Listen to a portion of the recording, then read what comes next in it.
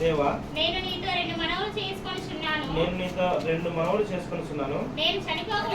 నేను చనిపోక ముందు వాటిని నాకు అనుగ్రహింపుము. వ్యర్థమైన వాటిని అబద్ధములను నాకు దూరముగా నుంచుము. చాలు. ప్రభు సాయంత్రం ప్రార్థన చేసుకున్నాం. అయితే నమ్మదగిన దేవా, గొప్ప దేవా, చూడడానికి వందనములు.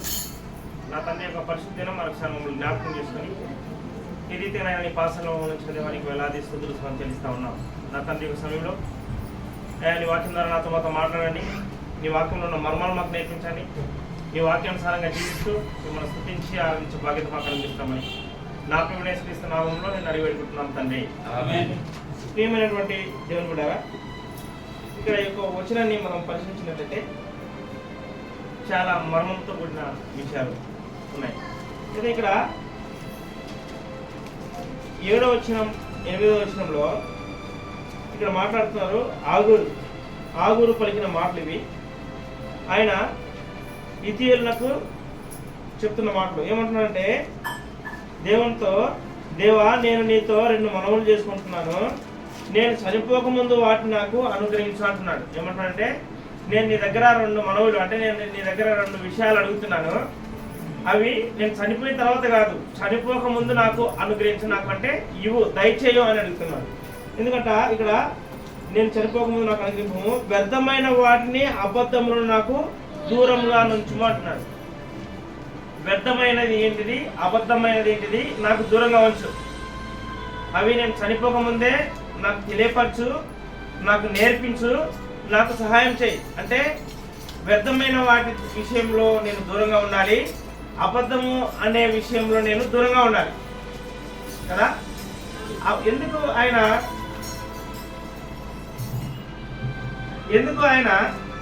ఈ మాటలు పలుకుతున్నాడు అని మనం కూడా అర్థం చేసుకోవాలి.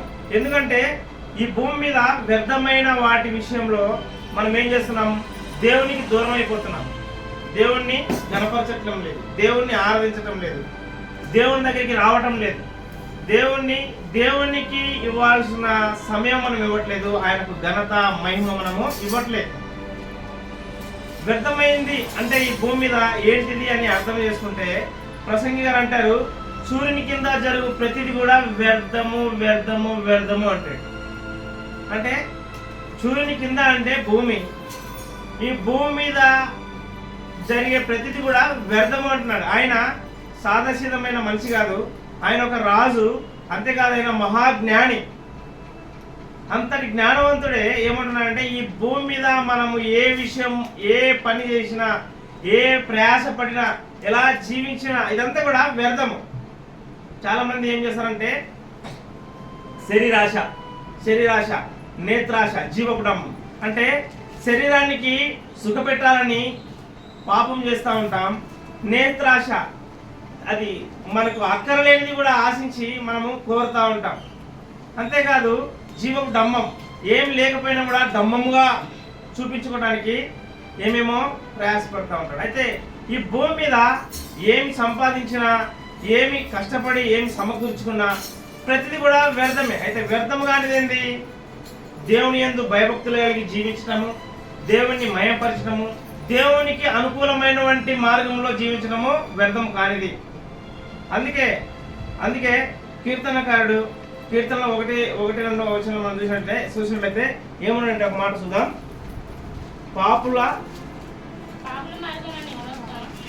దుష్టుల ఆలోచన చొప్పున నడవక, పాపుల మార్గమున నిలవక, అపహాసకులు కూర్చున్న చోట కూర్చుండక, యెహోవా ధర్మశాస్త్రమునందు ఆనందిస్తూ దీవారాత్రం దాన్ని ధ్యానించేవాడు ధన్యుడు అంటాడు. అంటే ఇక్కడ దుష్టుడు భూమి మీద చాలా మంది ఉన్నారు. దుష్టుడు అంటే ఎవరు? దుష్టుడు అంటే సాతాను. ఈ సాతాను ఈ భూమి మీద అబద్ధం ఆడుతూ ఉంటాడు. ఎందుకు అబద్ధం ఆడతాడంటే, దేవునికి ప్రజలందరినీ దూరం చేయాలని, దేవుని నమ్ముకున్న వారిని దేవునికి దగ్గర కాకుండా చేయడానికి ఈ దుష్టుడు ఏం చేశాడంటే చెడగొడతా ఉంటాడు. ఏవో కల్పన కథలు, ఏవేవో ఇష్టం మనిషిని మభ్యపెట్టే మాటలు మాట్లాడి దేవునికి దూరం చేస్తూ ఉంటాడు. అవ్వను చూస్తే, ఇది నిజమా, మీరు ఈ పండు తింటే దేవునంతటి వారవుతారు, అందుకే దేవుడు మిమ్మల్ని తినకూడదని చెప్పాడు అని ఏవేవో ఆమెకు ఆశ కలిగించి ఆమె ఏం చేసింది, దృష్టి మార్చింది, దేవుని మాటను మీరటానికి అవకాశం కలిగించింది. అంటే దేవుడు ఈ పనులన్నీ తినొచ్చు కానీ ఈ పనులు తినొద్దు అని చెప్తే ఆమె ఏం చేసింది, ఆ పనులు తినడానికి ఆస్కారం లేదు. ఎందుకు, దుష్టుడు చేసిన పని.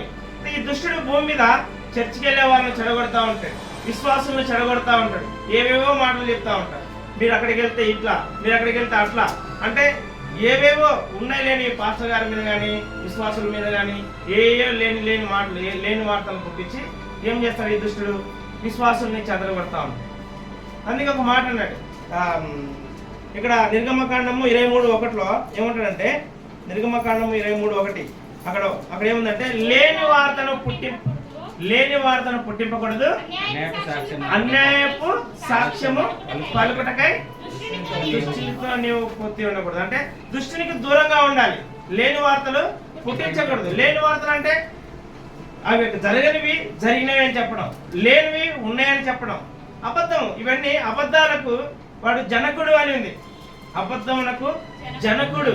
కానీ ఈ అబద్ధమైనటువంటి ఈ జనకుని మాట విని మనం ఏం చేస్తున్నాం, ఈ లోకంలో అబద్ధాలు ఆడుతున్నాం. వ్యర్థమైన వాటి కోసం మనం ప్రయాసపడి దేవునికి దూరమైంది కాక మళ్ళీ అబద్ధం ఆడి దేవునికి కోపం చూపిస్తాం. ప్రియమైనటువంటి దేవుడారా, మనం దేవుని నమ్ముకున్న వారిని మనం ఎలా ఉన్నామంటే అవునంటే అవునన్నట్టుగానే, అవునంటే అవునన్నట్టుగానే, మనం లేదు అన్నట్టుగా ఉండకూడదు. మనం యథార్థమైనటువంటి జీవితం జీవించాలి. ఉంది అంటే ఉంది, లేదు అంటే లేదు. మనం అబద్ధం ఆడకూడదు. ఎందుకు అబద్ధం ఆడకూడదు? ఆయన నాకు అబద్ధాన్ని దూరం చేయి, వ్యర్థమైన వాటిని దూరం చేయి ఎందుకు అడుగుతున్నాడంటే వ్యర్థమైనటువంటి వాటి వల్ల దేవునికి దూరం అయిపోతున్నాడు. వ్యర్థమైనటువంటి ప్రవర్తిస్తూ, వ్యర్థమైనటువంటి పనులు చేస్తూ, వ్యర్థమైనటువంటి జీవితం జీవిస్తూ దేవునికి దూరమై పాపంలో పడిపోతున్నాడు. పాపంలో పడినవాడు ఏమైపోతాడు, నరకానికి దారితీస్తాడు, నరకంలో పడిపోతాడు. అయితే అంతేకాకుండా అబద్ధం ఆడటం వల్ల చాలా నష్టం ఉంది. అబద్ధం ఆడటం వల్ల కూడా చాలా నష్టం ఉంది. మనం అనుకుంటాం అబద్ధం ఆడితే ఏమవుతుంది, ఎవరు చూడట్లేదులే, ఏమవుతుంది అని మనము ఈజీగా అబద్ధం ఆడతాం. అదెందుకు, ఎవరిదన్నా పెళ్లి చేయడానికి ఏం చేస్తాం, అబ్బా వాడు ఎంతో మంచివాడమ్మా, వాడు రోజు తాగుతూ వస్తాడు, వాళ్ళ అమ్మ మాట వింది, వాళ్ళ నాన్న మాట వింది, అయితే వాడిని పెళ్లి చేయాలని, అబ్బా అలాంటి మనిషి మళ్ళీ దొరకడమ్మా. అబద్ధం అంటే 100 అబద్ధాలు ఆడి ఒక పెళ్లి చేయాలని అన్నారు అని ఏం చేస్తుంటే అబద్ధం ఆడటం. అయితే అబద్ధం ఆడటం వల్ల నష్టం ఏందో మనకు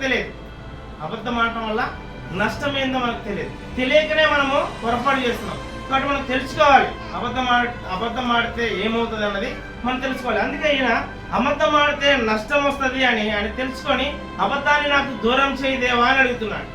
ఆయనలాగా మనం జీవిస్తున్నాం. మనం జీవించే జీవితంలో కూడా మనం ఏం చేయాలి, అబద్ధం ఆడకూడదు అని ఒక గుర్తుపెట్టుకోవాలి. ఆజ్ఞలో ఒక ఆజ్ఞ, ఏం ఆజ్ఞ, నీ పొరుగు వాని మీద అబద్ధ సాక్ష్యం పలకకూడదు. అంటే అబద్ధం ఆడకూడదని దేవుడు ఆజ్ఞలో ఒక ఆజ్ఞ ఇస్తా ఉన్నాడు. అది 9వ ఆజ్ఞ. ఆజ్ఞలో ఆజ్ఞ ఒక 9వ ఆజ్ఞ. ఆజ్ఞను పర్టికులర్ గా మనం పాటించే వారిగా ఉండాలి. ఆజ్ఞల్ని ధర్మశాస్త్రం అంటాం. ఆజ్ఞల్ని మనం పాటించాలి. ప్రభు యేసుక్రీస్తు వారు నేను ధర్మశాస్త్రాన్ని నెరవేర్చడానికి వచ్చాను కానీ ధర్మశాస్త్రాన్ని కొట్టివేయడానికి రాలేదంటాడు. అయితే ఆయనే పాటించాడు, మనల్ని కూడా పాటించమంటున్నాడు. కాబట్టి మనం ఏం చేయాలి, అబద్ధం ఆడకూడదు.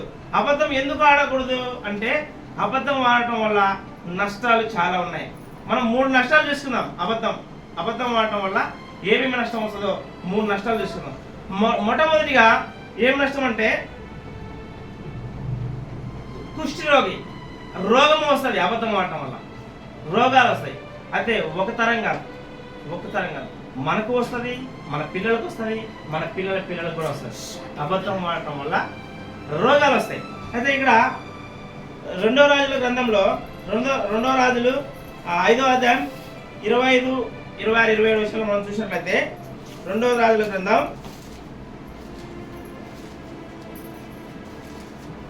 అంతటా ఎలీషా వానితో, మనుషుడు తన రథము దిగి నిన్ను ఎదుర్కొనుటకు తిరిగి వచ్చినప్పుడు నా మనసు నీతో కూడా రాలేదా? ద్రవ్యమునకు, వస్త్రములకు, ఒలీవ చెట్ల తోటలకు, ద్రాక్ష తోటలను, గొర్రెలను, ఎడ్లను, దాసీలను సంపాదించుకున్నటకు ఇది సమయమా? కాబట్టి నయమానుకు కలిగిన కుష్టు నీకును నీ సంతతికిని సర్వకాలం అంటి ఉండును అని చెప్పగా వాడు మంచు వలె తెల్లనైన కుష్ఠును కలిగి ఎలీషా ఎదుట నుండి బయటికి వెళ్ళాడు. చూడండి, ఇక్కడ గెహాజీ తెలుసు కదా, ఎలీషా దగ్గర ఉన్నాడు. అయితే నయమాను కుష్ఠరోగం కలిగి ఉన్నాడు. అయితే నయమాన్ దగ్గర పనిచేసే ఒక పాప ఏం చేశారంటే, ఇజ్రాయెల్ దేశంకి వెళ్తే అక్కడ ప్రవక్త ఉన్నాడు, అక్కడ ప్రార్థన చేస్తే ఈ కుష్ఠరోగం పోతుందని చెప్తే ఆ పాప మాట విని ఆయన ఈయన దగ్గరికి వచ్చాడు. ఎలీషా ప్రవక్త దగ్గరికి వస్తే ఎలీషా ప్రవక్త దగ్గరికి వచ్చి ఏం చేస్తే పోతుంది అని ఆయన అడిగితే, నువ్వేం చేయొద్దు, వెళ్ళి నదిలో 7 సార్లు స్నానం చేయి పోతుందని చెప్తారు. ఈయన ఏం చేస్తాడంటే, నేను ఈ నదులనే మునగాలనా, ఇంతకంటే గొప్ప నదులు లేవా అని కొనుక్కుంటూ వెళ్తున్నప్పుడు ఆయన దగ్గర ఉన్న మనిషి, ఆయన ధనధాన్యాలు అడిగితే నువ్వు ఇవ్వకపోదువా, ఆయన డబ్బు అడిగితే నువ్వు ఇవ్వకపోదువా, ఆస్తులు అడిగితే ఇవ్వకపోదువా, ఆయన ఏం అనలేదు కదా, ఖాళీ 7 మార్లే కదా స్నానం చేయమన్నది, నువ్వు ఎందుకు ఆయన మాట వినలేదు అని ఆయన చెప్తా ఉంటే, ఆయన మాట విని ఆయన ఏం చేస్తాడంటే నదిలో మునుగుతారు 7 సార్లు. మునిగినప్పుడు కుష్ఠరోగి పోతాడు. కుష్ఠరోగి పోయినప్పుడు ఆయన ఎలీషా ప్రవక్త దగ్గరికి వచ్చి, నువ్వు చెప్పిన మాట విని నేను మునిగినందుకు, స్నానం చేసినందుకు నాకు కుష్ఠరోగి పోయింది, కాబట్టి నేను ఈ ధనం నీ కోసం తెచ్చినా, తీసుకో గిఫ్ట్ కానీ ఇస్తాను. ఇస్తే నాకు వద్దు అని చెప్తాడు ఎలీషా ప్రవక్త. వద్దు అని చెప్తే ఆయన నయమాన్ ఏం చేస్తాడంటే తీసుకుని వెళ్తా ఉంటాడు. ఈ గెహాజీ ఆయన దగ్గర పనిచేస్తా ఆయన తెచ్చిన ఆ గిఫ్ట్ కోసం ఆశపడి ఆయన కొంచెం దూరం పోయిన తర్వాత ఈయన వెనువెంట వెళ్ళి ఆయన దగ్గర 2 పని మనుషులు ఉన్నారు, వారి కోసం తీసుకురమ్మని చెప్పాడు అని చెప్పి వాళ్ళ దగ్గర తీసుకొని ఇచ్చి ఆయన ఇంట్లో పెట్టుకుంటాడు. ఆయన ఇంట్లో పెట్టుకొని ఆ బంగారు ఆస్తి ఆ ధనం ఇంట్లో పెట్టుకొని ఎలీషా ప్రవక్త దగ్గరికి వచ్చినప్పుడు ఎలీషా ప్రవక్త నువ్వు ఎక్కడికి వెళ్ళావు అంటాడు. నేను ఎక్కడికి వెళ్ళలేదని అక్కడ అబద్ధం చెప్తాడు. అక్కడ అబద్ధం చెప్పినప్పుడు నా ఆత్మ నీతో కూడా రాలేదా, నువ్వెందుకు అబద్ధం ఆడుతా ఉన్నావు, అందుకని ఆ నయమానుకున్న కృష్టి నీకు నీ పిల్లలకు సర్వకాలం ఉండును గాక అని ఆయనకి చెప్తాడు. వెంటనే ఆ కృష్టి ఆయనకు వస్తుంది. ఆయన ఎలీషా ప్రవక్త దగ్గర నుంచి బయటికి వెళ్ళిపోతాడు. చూడండి ప్రియమైనటువంటి దేవులారా, ఇక్కడ అర్థం చేసుకున్నది ఏంటంటే, ఒక అబద్ధం వల్ల కుష్టి వచ్చింది. ఆ కుష్టి వారికి కాదు, వారి పిల్లల తనానికి వచ్చింది. అంతేకాకుండా దేవుని సన్నిధి నుండి సేవకుని దగ్గర నుంచి వెలివేయబడ్డాడు. చూడండి ఎంత ఘోరం. అప్పుడు అది తెచ్చిన లాభం ఏంది? అబద్ధం ఆడి తెచ్చుకున్న ఆ ధనం వల్ల లాభమేం పొందింది? అబద్ధం ఆడటం వల్ల ఏమొచ్చింది? కృష్టి వచ్చింది. దేవుని సన్నిధి నుంచి బయటికి వెళ్ళిపోయాడు. ఆయన ఎలీషా ప్రవక్త దగ్గర నుంచి దూరం అయిపోయాడు కదా. అబద్ధం ఆడటం వల్ల ప్రాముఖ్యమైనటువంటిది పోగొట్టుకున్నాడు. దేవుని సన్నిధి పోగొట్టుకున్నాడు. అంతేకాకుండా ఆయన రోగం తెచ్చుకున్నాడు. ఆయన అబద్ధం ఆడి ఆయన కోసం ఆయనకే తెచ్చుకోలేదు, ఆయన పిల్లలు కూడా తెచ్చింది. ఆయన పిల్లలు కూడా ఆ రోగం. కానీ జాగ్రత్తగా జీవించాలి. దేవుని పిల్లలమి, దేవుని నమ్ముకున్న వారిని, బైబిల్ చదువుతూ ఉంటాం, ప్రార్థన చేస్తూ ఉంటాం, ఆరాధన చేస్తూ ఉంటాం, ఎవరు చూడట్లేదని అబద్ధం ఆడుతూ ఉంటాం. అబద్ధం ఆడటం వల్ల నష్టం. మన పిల్లలు నష్టపోతారు. తక్షణమే మనము క్షీణించిపోకపోయినా తల్లిదండ్రులు చేసిన పాపము పిల్లల మీదకి వస్తున్నది. మనం చేసిన పాపము మన పిల్లలకి అంటుకుంటుంది. మన మీద జీవించినాం అయిపోయింది అనుకుంటాం. మనము అట ఇటు చేసి సంపాదించిన ఆస్తి ఏమైపోతుంది అంటే నాశనం అయిపోతుంది. పిల్లలకు దక్కదు, పిల్లలు కష్టాల పాలవుతారు. మనం చేసిన పాపము పిల్లలకి అంటుకోకుండా ఉండాలంటే మనం ఏం చేయాలి? యథార్థమైనటువంటి జీవితం జీవించాలి. మొదటిగా చెడును ఆశించకూడదు. రెండవదిగా అబద్ధం ఆడకూడదు. ఈ లోకంలో ఏది కూడా శాశ్వతం లేదు. ఈ లోకంలో ప్రతిదీ కూడా వ్యర్థము అని ప్రసంగి గారు చెప్తా ఉన్నారు. ప్రతిదీ కూడా వ్యర్థమే. మనం ఏం సంపాదించినా అది వ్యర్థమే. ఎందుకు వ్యర్థము? మనం పుట్టేటప్పుడు ఏం తీసుకురాలేదు, మనం చనిపోయినప్పుడు ఏం తీసుకపోము. మనం అందరికి తెలుసు, అదంతా మనకు చెప్పాల్సిన అవసరం లేదు. మన కళ్ళ ముందు మన పిల్లలు పుట్టారు, మన పిల్లలు ఏం తీసుకురాలేదు కదా. మన కళ్ళ ముందు ఎంతోమంది చనిపోతున్నారు, వాళ్ళు ఏం తీసుకుపోవట్లేదు. అది మనం చూస్తున్నాం. చూసి కూడా దేవుని నమ్ముకున్న మనమే అర్థం చేసుకోవట్లేదు. ఈ లోకం శాశ్వతం అనుకొని దేవునికి ఇవ్వాల్సిన సమయాన్ని వ్యర్థం చేసుకుంటూ, దేవుణ్ణి గణపరచకుండా, దేవుణ్ణి ఆరాధించకుండా మన జీవితం మనం జీవిస్తున్నాం. ఇది శాశ్వతం అనుకోండి. ఒకనొక దినం మనకు ఎలాంటి పరిస్థితి వస్తుంది? దేవుని దగ్గర నుంచి దూరం అయ్యే పరిస్థితి వస్తుంది.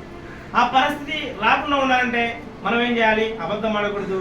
ఈ లోకంలో యథార్థమైనటువంటి జీవించాలి. ఈ గెహాజీ అబద్ధం ఆడిండు, దృష్టిలో తెచ్చుకున్నాడు. ఎలీషా ప్రవక్త దగ్గర నుంచి దూరం అయిపోయింది.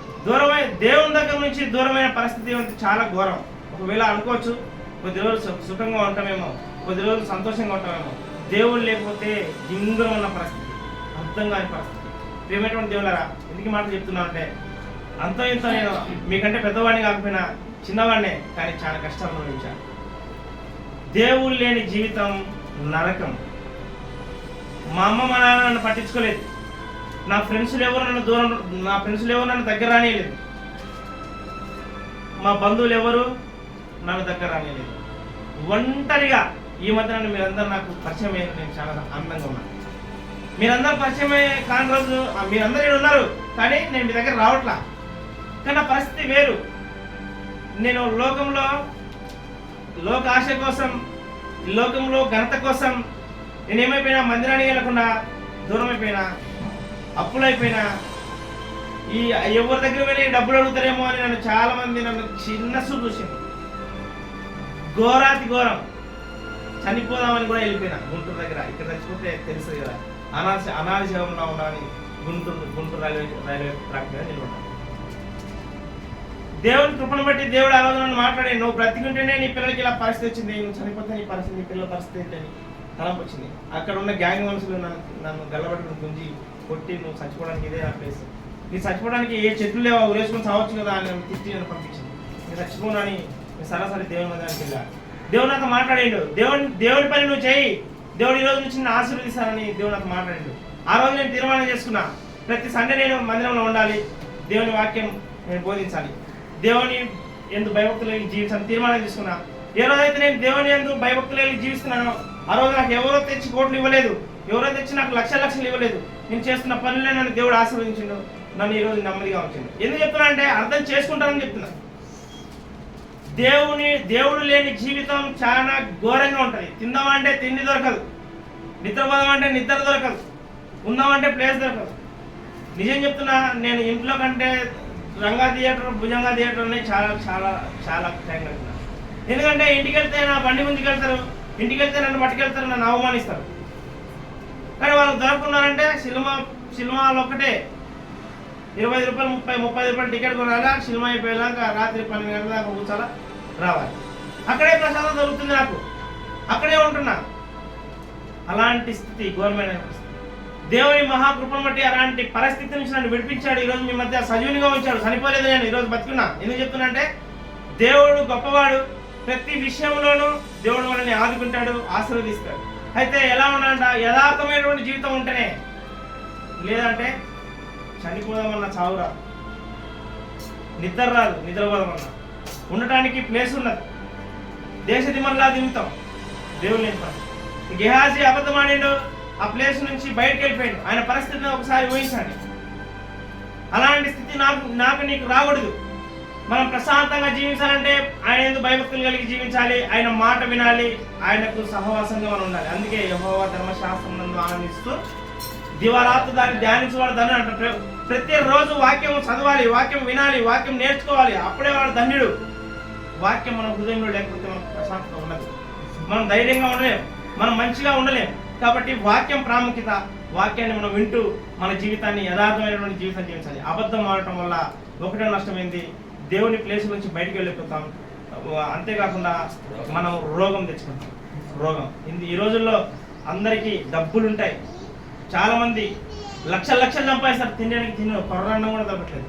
షుగర్, బీపీ, హార్ట్ అటాక్, ఏ రోగాలు. సక్కని తిండి తింటున్నారా? లేదు. ఎందుకు? రోగం వస్తుంది. రోగం వస్తుంది. దేవుడు రోగాన్ని కలగజేస్తుండు. అబద్ధమైనటువంటి జీవితం జీవిస్తున్న వారందరికీ రోగాన్ని ఇచ్చి వారిని ప్రశాంతంగా ఉండనీయట్లేదు. దేవుని నమ్ముకున్న సేవకులు కానీ, దేవుని నమ్ముకున్న విశ్వాసులు కానీ ఒకసారి గమనించండి. వారి దగ్గర ఏముండవు, ఆస్తులు ఉండవు, అంతస్తులు ఉండవు, మంచి బట్టలు కట్టుకుంటారు, వారి మొహంలో చిరునవ్వు, మంచిగా ఆనందం ఉంటుంది వాళ్ళకి. ఎందుకు?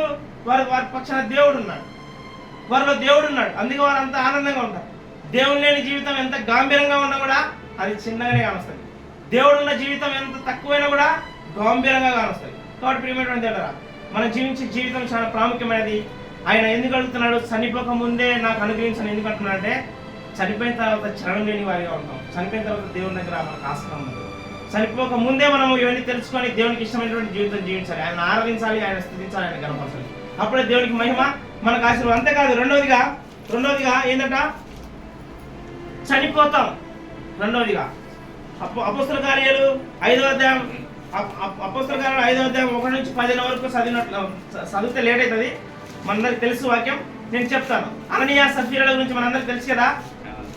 అననీయ సఫీరలు వాళ్ళు ఏం చేశారంట, వారికి పొలం ఉన్నది, వారు పొలం అమ్మిండ్రు. అయితే దేవుని దగ్గరికి తీసుకురావాలి పొలం అమ్మిన పైసలు. ఎందుకంటే మనం ఈ రోజుల్లో దశం భాగాలు వేస్తాం తెలుసు కదా. నెల నెల మనం పని చేసిన కష్టాలు చేసినంలో దేవునికి దశం భాగం ఇస్తాం కదా. ఆ దశం భాగం లాంటిదే వీళ్ళు చేసిన పని. అయితే వీళ్ళ అమ్మకం ఉంది, వీళ్ళదే పొలము. అయితే వీళ్ళు దేవునికి ఇవ్వాలి, మేము అమ్మి అని, అంటే శిష్యులకు ఇవ్వాలి ఆ దినాలలో వాళ్ళ ఆస్తి అమ్మి. అయితే వీళ్ళు ఏం చేసినారు, పొలాన్ని అమ్మిండ్రు. ఇద్దరు భార్యాభర్తలు గుజుగుంపులు ఆడి సగం దాచుకున్నారు, సగం తీసుకొచ్చి పేతురు దగ్గర తీసుకొచ్చారు. అయితే ఈ విషయం దేవునికి తెలుసు, మనుషులకు తెలియకపోయినా దేవుడు, మన దేవుడు ప్రతి విషయం చూసేవాడు. ప్రతి విషయం కూడా చూస్తున్న దేవుడు మన దేవుడు, కళ్ళు మూసుకోలేదు, ప్రతి వారిని చూస్తున్నాడు. అయితే వీళ్ళిద్దరు సగం దాచి సగం దేవుని దగ్గర తీసుకొచ్చారు. అయితే పేతురు, ఎందుకు మీరు ఇలా అబద్ధం ఆడారు, దేవుని ఆత్మని ఎందుకు మీరు ఇలా మోసం చేస్తున్నారు అంటే, లేదు మేము ఇంతకే అమ్మాము అని వాళ్ళు అబద్ధం చెప్తున్నారు. అబద్ధం చెప్పడం వల్ల అనే ఏమైపోయిండు, చనిపోయిండు ఆయన చెప్తున్న మాటలు వింటూ. ఆయన తీసుకెళ్ళి పాతి పెట్టి వచ్చిండ్రు. ఆయన భార్య కూడా వచ్చింది సఫీరా. ఆయన పాతి పెట్టి వచ్చిన పిల్లలు అక్కడే ఉన్నారు, యవనస్తులు. ఈమె కూడా ఏం చేయాలి, అమ్మ ఎంత కమ్మినంటే ఇంతకే అమ్మినాము. ఎందుకమ్మా ఇద్దరు ఏకీభవించిండ్రు, ఎందుకు ఇద్దరు దేవుని దగ్గర అబద్ధం ఆడుతూ ఉన్నారు. ఇప్పుడే నీ పెనిమిటి శవాన్ని పాతి పెట్టిన వచ్చిన వారి పాదాలు ఇక్కడే ఉన్నాయి, వారి ఇంటికి కూడా వెళ్ళలేదు. ఎందుకమ్మా నువ్వు కూడా ఇలా మాట్లాడుతున్న సమయంలో ఆమె అక్కడ పడి చచ్చిపోయింది. ఇద్దరు అబద్ధం ఆడారు, ఇద్దరు చనిపోయారు. దాచుకున్న డబ్బు ఏమైపోయింది? దాచుకున్న డబ్బు వారిద్దరు అనుభవించరా? అనుభవించలే. వారి ప్రాణాలు కోల్పోయినరు, చచ్చిపోయినరు. చచ్చిపోయిన తర్వాత అయ్యా అయ్యా అన్న కూడా దేవుడు వినడు. మనం బ్రతుకున్న సమయంలోనే మనం సరిచేసుకోవాలి. మన జీవితంలో ఏ పాపం ఉంది, మన జీవితంలో ఎలాంటి దేవునికి వ్యతిరేకమైనటువంటి ప్రవర్తన, వ్యతిరేకమైనటువంటి అలవాట్లు, వ్యతిరేకమైనటువంటి భావాలు మనలో ఉన్నాయో మనం తెలుసుకొని ఒప్పుకోవాలి. తప్పు, దేవా నన్ను క్షమించు, చనిపోకముందే క్షమించు అని అడిగితేనే దేవుడు, చనిపోయిన తర్వాత మనం దేవుని దగ్గర ఉంటాం. దేవుని దగ్గర క్షమాపణ లేకుండా దేవునికి ఇష్టమైనటువంటి వారిని కాకుండా చనిపోతే మనం దేవుని దగ్గర ఉండలేం. అయితే అబద్ధం ఆడినరు, వీళ్ళు ఏం చేసినారు, చనిపోయింది. వాళ్ళు దాచుకున్న ఆస్తి ఎవరు తిన్నారో మనకు తెలియదు. మనం కూడా దేవుడిని వదిలిపెట్టి ఏమేమో సంపాదిస్తూ ఉంటాం, ఏమేమో సమకూర్చుకుంటూ ఉంటాం. అవన్నీ మనం లేకపోతే తుప్పు పట్టిపోతాయి, చెదులు పట్టిపోతాయి, అవి అక్కడికి రావు. కాబట్టి అది ప్రాముఖ్యం కాదు. దేవుని దగ్గర యథార్థమైనటువంటి జీవితం జీవించాలి. ఒకవేళ నువ్వు దేవునికి ఇవ్వాలనుకున్నావా, ఇవ్వాలనుకుని ఖచ్చితంగా ఇచ్చేయాలి. దేవుడు నీకు ఒక్కంతు కాదు, నీకు ఏడంతులు ఆయన ఇష్టం. ఎన్నొంతులు ఇస్తాడో. దేవుని ఆశీర్వాదం చాలా గొప్పది. దేవుని ఆశీర్వాదం చాలా గొప్పది అన్న. నువ్వు ఎలా చెప్పగలుగుతున్నావు? నేను ఇది కూడా అనుభవించి చెప్తున్నా, ఇది కూడా అనుభవించిన. పులంచూరులో బుజ్జయ్య చర్చ్ ఉంది కదా, ఆ బుజ్జయ్య చర్చ్ స్థలం నేనే కొన్నది. నేనే కొని ఇక్కడ మందిరం ఉండాలని బుజ్జయ్య గొప్ప చెప్పా. 26 మందిరం జరుగుతుంది. ఒక్క స్థలం కొన్నా. నాకు ఎన్ని స్థలాలు? 4 స్థలాలు ఇచ్చింది దేవుడు. హైదరాబాద్లో ఇచ్చిండు, గిద్దలూరులో ఇచ్చిండు, పులంచూరులో. దేవుడు నాకు 4 అంతలుగా ఒక స్థలం దేవునికి నేను ఇవ్వాలనుకున్నా. అది నేను ఇవ్వాలనుకున్నా కాదు. మా నాన్న సిఎస్ఐ చర్చ్ కోసం డబ్బులు వసూలు చేసి నా కళ్ళ ముందే తాగిండు. మా నాన్న చనిపోయే రోగం వచ్చింది, చచ్చిపోతారేమో అన్న పరిస్థితిలో మా నాన్న దగ్గర మోకాలుని, చచ్చిపోతే మాకు అన్నం ఎవరు పెడతారు? దేవా మా నాన్నని క్షమించు, ఈ అప్పు నేను తీర్చుకుంటా. మా నాన్న చేసిన తప్పుకు నేను నీకు మందిరానికి నేను స్థలం ఇస్తా. నేను అప్పు తీర్చుకున్నాను. ఆ ముక్కుపడి నేను ఆ చర్చ్ స్థలం తీసిన. దేవుడు నన్ను 4 ప్లాట్లు తీసుకోవడానికి ఆస్కరించింది. అప్పులు బాగా చచ్చిపోదాం అనుకున్న నేను, దేవుడు నన్ను బతికించిండు. అప్పులన్నీ తీసేసి 4 ప్లాట్లు కొనడానికి దేవుడు నాకు కృప చూపించింది. ప్రియమైనటువంటి దేవుని కూడా మనం దేవునికి ఇవ్వాలనుకున్నది ఏదో దాచుకోకూడదు. ప్రతిదీ కూడా ఇవ్వాలనుకున్నప్పుడు ఇచ్చేయాలి అంతే. పాస్టర్ గారు తింటారనో, సంఘ పెద్దలు తింటారనో నీకు అనవసరం. ఎవరు తింటారో నీకు అనవసరం. దేవునికి ఇవ్వాలనుకున్న విషయం దేవునికి ఇచ్చేస్తే ఆ తర్వాత దేవుడు నిన్ను చూస్తాడు. దేవుడు నీకు చాలా ఉన్నతమైనటువంటి స్థితిలో ఉంచుతాడు. కాబట్టి దేవునికి మొక్కుకున్న ఏ మొక్కుడైనా చెల్లించాలని ఉంది. ఏ మొక్కుడైనా తక్షణమే చెల్లించాలి, లేట్ చేయకూడదు. చెల్లించకపోతే ఏమైపోతే ప్రాణాలు పోతే ఇంకా లాభం ఉంది. అంతేకాదు, ఇంకా 3వది ఏంటంట, అబద్ధం ఆడితే నరకంలో ఉంటాం. ఆ విషయం చూద్దాం. ప్రకటన గ్రంథం 21వ అధ్యాయం 8వ వచనం చదవండి. ప్రకటన గ్రంథం 21:8. తిరిగి వారును ఆ, అవిశ్వాసులను, ఆ, అసహ్యులను, ఆ, నరహంతకులను, ఆ, వ్యభిచారులను, ఆ, మాంత్రికులను, ఆ, విగ్రహారాధికులను, ఆ, అబద్ధికులందరూ అబద్ధికులందరూ అగ్నిగంధకములు, మండు గుండములు పాలు పొందుదురు. ఇది రెండవ మరణము. చూడండి ప్రియమైనటువంటి దేవుడా, మనం అనుకుంటాం ఈ శరీరాన్ని వదిలిపెట్టి చనిపోతే అందరూ ఏడుస్తాం, అయిపోతుంది, ఇంకా అయిపోయింది, ఇంకా చచ్చిపోయింది, వీడికే జీవితం అనుకుంటాం.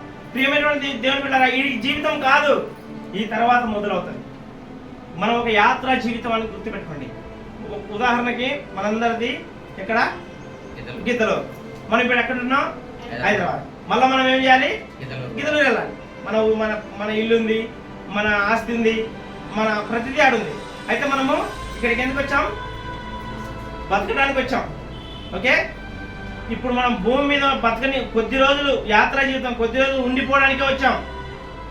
ఎవ్వరు శాశ్వతం కాదు, ఎవ్వరు ఇక్కడనే ఉండిపోరు. భూమిని వదిలిపెట్టాల్సిన పరిస్థితి. అయితే ఈ సమయంలో, ఈ పీరియడ్ లో మనం ఏం చేయాలంటే దేవుని వాక్యము విని, దేవుని మాటకు లోబడి మన జీవితం యథార్థమైనటువంటిగా, పరిశుద్ధమైనటువంటిదిగా, దేవునికి అనుకూలమైనటువంటి జీవితంగా ఉండాలి. అప్పుడు ఈ శరీరాన్ని వదిలిపెట్టిన తర్వాత మనం దేవుని దగ్గరికి వెళ్తాం. ఎవరమైతే బతికినప్పుడు మంచిగా పరిశుద్ధంగా జీవించి బతికి ప్రాణం వదులుతారో వాళ్ళు దేవుని దగ్గర ఉంటారు. అయితే ఇక్కడ అబద్ధాలు, మోసాలు, జూయాలు, వ్యభిచారం, దొంగతనం అన్ని చేసి చనిపోయిన అనుకోండి, ఎక్కడ వెళ్తారు? నరకంలో వెళ్తాం. యుగాలు అగ్ని ఆరుతుంది.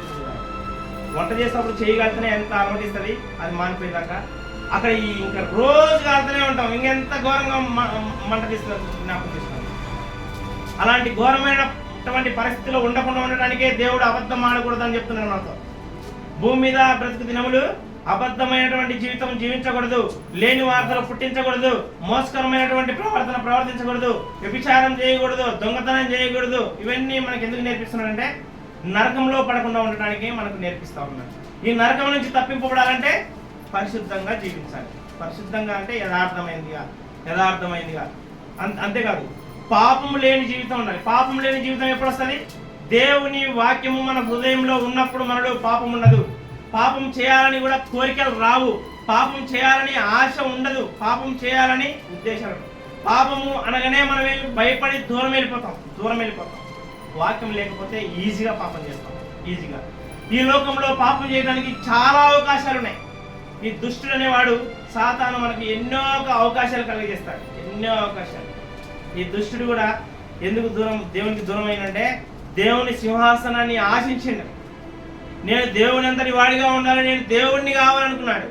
అక్కడి నుంచి పడవేయబడ్డాడు. అందుకే మనము దేవుని యందు భయభక్తులు ఎక్కడ జీవిస్తామో, ఎక్కడ దేవునికి దగ్గర అవుతామో అని మనందరినీ దుష్టుడు ఏం చేస్తున్నాడు? చెడగొడతా ఉన్నాడు, చల్లాచెడ చేస్తున్నాడు. ఈ లోకంలో పాపం చేయడానికి ఈజీ కలగజేస్తున్నాడు. కానీ పాపం జోలికి పోకుండా అంటే మన హృదయంలో దేవుని వాక్యం ఉండాలి. అప్పుడే మనం ఈ నరకం నుంచి తప్పింపడతాం. ప్రియమైనటువంటి ఒకటవది అబద్ధం ఆడటం వల్ల కుష్ఠరోగం వస్తుంది, అంటే రోగాలు వస్తాయి. రెండవది పాపం చేయడం వల్ల మరణిస్తాం. మూడవది అబద్ధం ఆడటం వల్ల అగ్నిగుణంలో ఉంటాం. ఈ మూడింటిని తప్పిపోవాలంటే మన జీవితం యథార్థమైనదిగా ఉండాలి. ప్రతి సమయం, ప్రతి దినం, ప్రతి దేవుని మనకు సమయం కొన్ని దేవుని కనపరుస్తుంది. మన మీద దేవుని ఉద్దేశం ఏంటంటే మనం దేవుణ్ణి ఆరాధించాలి, దేవుణ్ణి కనపరచాలి, దేవుని స్తుతించాలి. మనల్ని పుట్టించిందే దేవుని మహిమ కోసం మనల్ని పుట్టించాడు. కాబట్టి మనం దేవుణ్ణి మహిమపరచాలి. మన సమయాన్ని వ్యర్థం చేసుకోకుండా దేవుడు మనం చేసిన మేలులన్నింటిని జ్ఞాపకం చేసుకుంటూ మన జీవితాన్ని మనం మార్చుకొని దేవుని కృతజ్ఞతాస్తులు చెల్లించేవారిగా ఉండాలి. అందుకే దావీదు మహారాజు, నా ప్రాణమా యెహోవాను సన్నిధి, నా అంతరం సమస్తమా, ఆయన చేసిన మేలు మరవకుండా ఆయన కనపరచాలి. ఆయన ఆత్మతో చెప్తాను. నేను కూడా దేవుడు చేసిన మేలుని మర్చిపోకుండా, దేవుడు మనకు సహాయం చేసిన, దేవుడు మనకు ఏమి ఇచ్చాడో అవన్నీ కూడా కృతజ్ఞతాస్తులు చెల్లించాలి. కృతజ్ఞతాస్తులు దేవునికి మహిమకరంగా ఆయన కనపరచాలి.